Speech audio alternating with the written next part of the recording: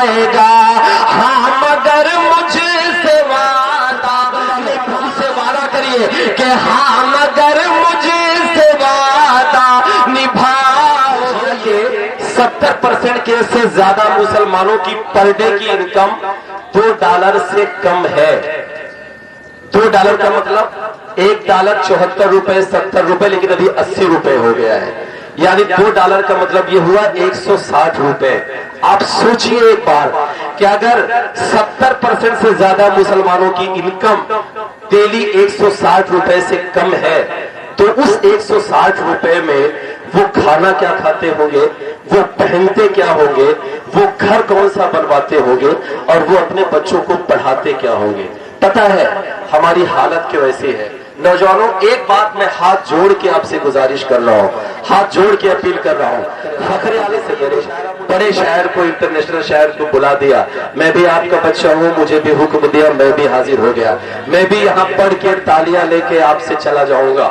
लेकिन एक बात मैं जो कहने जा रहा हूँ, इस पर अगर आपने फिक्र कर लिया, इस पर अगर आपने सोच लिया, तो यकीनन हमारी कौम जिन मुश्किलों में है उन मुश्किलों से उबर जाएगी, निकल जाएगी। नौजवानों, एक काम आप कर लीजिए। मैं भी गुनहगार आपसे गुजारिश करता हूँ। IMF की एक सर्वे, उस सर्वे में उसने ये कहा कि 70% से ज्यादा मुसलमान $2 से कम कमाते हैं। यानी अगर 160 रुपए हम कमाएंगे तो अपने बच्चों को पढ़ाएंगे कैसे। आपको करना क्या है। बहुत बड़ी बड़ी बातें की जाती है कि हमें तालीम हासिल करनी है, हम तालीम हासिल कर लेंगे तो हमारे हालात बदल जाएंगे। लेकिन दोस्तों, प्रतापगढ़ की एक जो सबसे बड़ी मुश्किल है, मुसलमानों की जो एक सबसे बड़ी कमजोरी है, वो ये है कि हमारे आपके घरों की कंडीशन ये है कि अगर कोई बच्चा जब वो हाई स्कूल में पहुंचता है, जब वो इंटर में पहुंचता है, तो उसके घर की कंडीशन ये होती है, घर के माली हालात ये होते हैं कि अगर वो ना कमाए तो घर में चूल्हा नहीं जलता। जब उसके घर पर प्रेशर बनता है, जब उसके घर से ये जोर दिया जाता है कि नहीं अब तुम्हें कमाना पड़ेगा, तो बच्चा अपनी पढ़ाई छोड़कर कभी हाई स्कूल में, कभी इंटर में वो चला जाता है, किसी गाड़ी पर कंडक्टरी करता है, किसी गैरेज में काम करता है, और किसी के यहाँ मजदूरी करता है। आपको एक काम करना है, आपको एक कोशिश करनी है, हम सिर्फ अपने बीच से शर्म को निकाल दें, क्योंकि हम खान साहब हैं और खान साहब को कोई काम करने में शर्म बहुत महसूस होती है। प्रतापगढ़ वालों, जिस दिन आपने अपने जहन से शर्म निकाल दिया तो होगा क्या, मैं आपको बता रहा हूं। ये रामपुर है, रामपुर के किसी भी मोहल्ले में कम से कम 40 घरों का मोहल्ला होगा, कम से कम 20 घरों का मोहल्ला होगा। उस 20 घर में आप सब्जी भी खाते हैं, आप दाल और चावल भी खरीद कर खाते हैं, आप नून और तेल भी खरीद कर खाते हैं, आप चप्पल और कपड़ा भी खरीद कर पहनते हैं। लेकिन अगर इन्हीं 40 घरों में कम से कम 10 लोग ऐसे होंगे जो चौराहों पर चाय पीकर गपशप करके अपना वक्त बिगाड़ देते हैं, और उन्हीं का बच्चा हाई स्कूल में घर की तंगी की वजह से नहीं पढ़ पाता। आप सिर्फ एक काम कर लो नौजवानों, कोई भी काम छोटा नहीं होता। आप अपने मोहल्लों में छोटी छोटी दुकानें खोल लो, आप सब्जी की दुकानें खोल लो, आप किराने की दुकानें खोल लो, आप कपड़े की दुकानें खोल लो। आपको पता है उससे फायदा क्या होगा? उससे फायदा, आप अपने मोहल्ले में दुकानें खोलोगे, अगर आप अपने मोहल्लों में ये काम कर लोगे तो आपके मोहल्ले में आपका पैसा आपके मोहल्ले वालों के बीच जाएगा, और आपके वो 10 लोग जो गपशप करते हैं उनको रोजगार मिलेगा, और आपका बच्चा जो हाई स्कूल में घर की तंगी की वजह से पढ़ नहीं पाता वो पढ़ाई करेगा, और एक दिन इंशाल्लाह वही अबुल कलाम आजाद बनेगा, और एक दिन वही प्रधानमंत्री बनेगा, एक दिन वही। सिर्फ ये काम कर लो, मैंने भी काम किया है, आप भी शुरू करिए। कोई काम छोटा नहीं होता।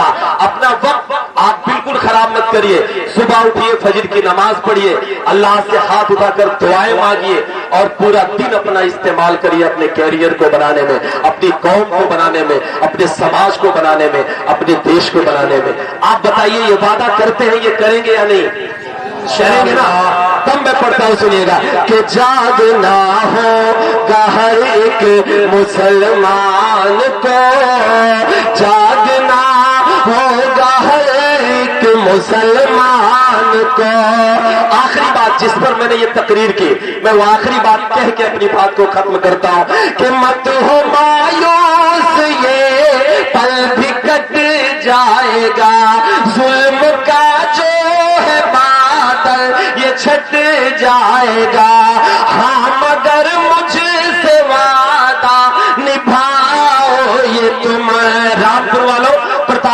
والوں مجھ سے وعدہ کریے کہ ہاں مگر مجھ سے وعدہ نبھاؤ یہ تم اپنے بچوں کو پہلے پڑھاؤ گے تم اپنے بچوں کو پہلے پڑھاؤ گے تم کیوں کہ جب خدا ساتھ ہے پھر تو ڈرتا ہے کیوں کوئی بلڈوزر آپ کا کچھ نہیں بگاڑ سکتا کیونکہ یاد کریے الہ آباد میں جاوید کا گھر گرایا گیا مجھے بتا دیجئے پرتاپ گڑھ والوں میرے نوجوانوں سب نے موبائلوں پر دیکھا ہوگا کہ جاوید کی بیٹی گھر گرنے کے بعد ایک انٹرویو دیتی ہے اور بتائیے جو انسان پوری زندگی گھر بنائے ایک ایک پیسہ جوڑ کر گھر بنائے اس کا گھر گر جائے اور اس کی آنکھ میں ایک آنسو نہ آئے اس سے بڑا ایمان کون سا ہو سکتا ہے